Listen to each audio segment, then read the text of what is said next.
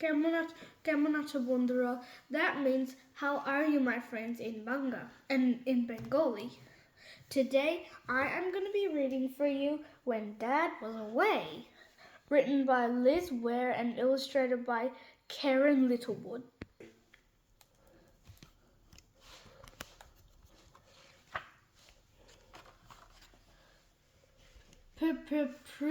Prison.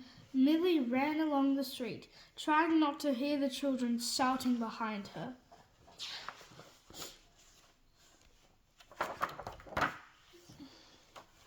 Mom and Nan were sitting in the kitchen. Millie burst into the room. "They're saying Dad's in prison," said Millie, "but everyone laughed at me."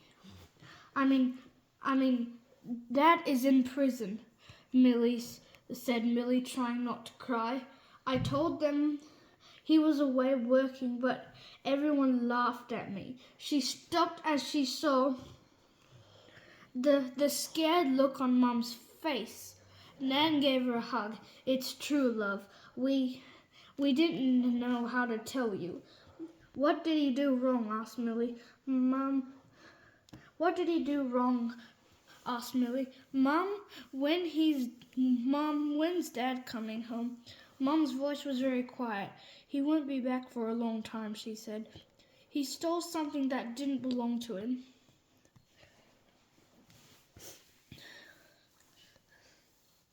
"Nan is going to stay with us to help look after you and Sam. I'll take you to see Dad as soon as I can." At bedtime, Millie felt angry and confused.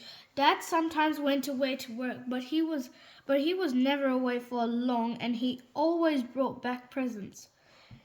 He was great at reading stories and putting on funny voices. It would all be different now. When Mum came to say good night, she saw that Millie was upset. "Mum, did Dad have to go away because of me, because I was naughty?" Millie blurted out. "No, love, none of this is your fault." Mum put her arms around Millie. "Remember that Dad is not a bad man. Even though he's done something wrong, he's going to miss us as much as we all miss him."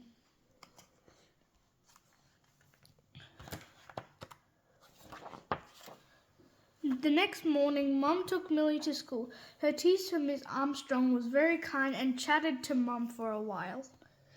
While Mum hung up her coat, while Millie hung up her coat when the bell rings, Miss Armstrong spoke to the whole class. "Remember at the beginning of the term, we were talking about looking after each other," she said. "I don't want anyone in this class to forget it isn't fair to tease people or call them names. Come and tell me if you hear somebody doing that. And if you are feeling upset, you know you can always talk to me." Millie's face felt hot, as if everyone was looking at her. That afternoon, Mum went to visit Dad. It was for a long way. She looked and tried when she got back. "Dad is really missing you," she told Millie and Sam. "He wants you to draw him some pictures. We can send them to him."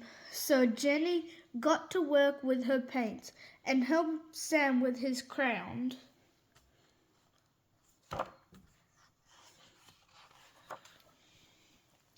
A few weeks later, it was time for Millie and Sam to go to the prison. Millie looked up at the huge doors and high walls. It was scary, and held tight to Mum's hand. "Mum, what if Dad forgotten us?" she asked nervously. "Are you sure he wants to see us?" "He can't wait, love. He really misses you."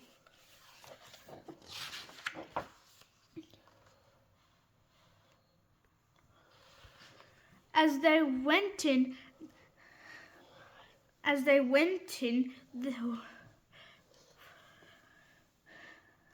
They were searched by a lady and they had to leave everything behind, even Sam's teddy. Then a friendly dog came and sniffed them. It tickled. They waited and waited for Dad to come. At last he was brought in. Dad, Millie shouted, jumping up on him. It was so good to see Dad. He gave them all great big hugs. Dad told them how much he'd been looking forward to seeing them. He'd bought some of Millie's favorite books, and I chose them especially from the library, he said. Then he read some stories to the children, and just for a little while it felt like home. All to go soon. The visit was over. It was time for them to go. Millie tried so hard not to cry. When Dad said goodbye, he kissed her and whispered, "Be a good girl. Love you, Dad." Millie hugged him tight, said Millie, hugging him tight. 1 week later, there was a special surprise package for you, Millie. Mum handed her a padded envelope. Millie tore it and opened it. "What is it, Mum?" "Dad made us a CD," said Mum, so you can listen to his voice even though he's away. Millie played the CD over and over again. There were some great animal stories on there. Sam loved it too because he knew it was Dad talking. At Christmas, it was sad putting up the tree and the decorations without Dad.